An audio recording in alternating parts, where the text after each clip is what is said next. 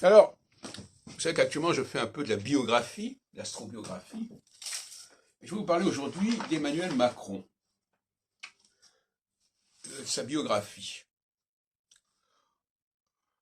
Parce que pour savoir exactement comment Macron va vivre la phase qui vient, la phase équinoxiale qui vient, il faut remonter à la phase équinoxiale antérieure. Et donc avoir trois facteurs: la phase équinoxiale d'avant son élection présidentielle, la phase solsticiale qui aura couvert son élection présidentielle, premier mandat, et la phase équinoxiale qui va marquer son second mandat, c'est-à-dire qu'il le poursuive jusqu'au bout.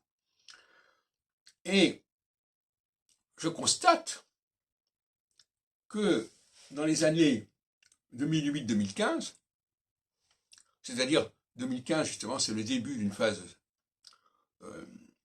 solsticiale, ça correspond d'ailleurs au drame du Bataclan, passons, eh bien, il travaille pour les Rothschild, qui sont juifs, comme chacun sait. Et en 2012, il est repéré et recruté par François Hollande, qui vient d'être élu à la présidence de la République.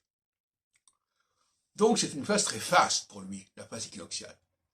Il est reconnu, il est recherché par la banque, mais aussi par la politique, etc. Et la phase solsticiale qui va suivre est beaucoup moins glorieuse, d'une certaine manière, paradoxalement, puisqu'il vient d'être élu président.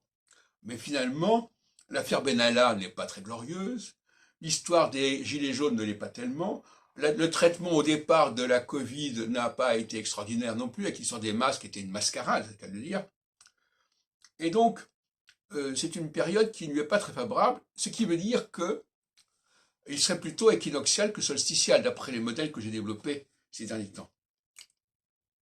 La phase solsticiale n'est pas favorable aux équinoxiaux.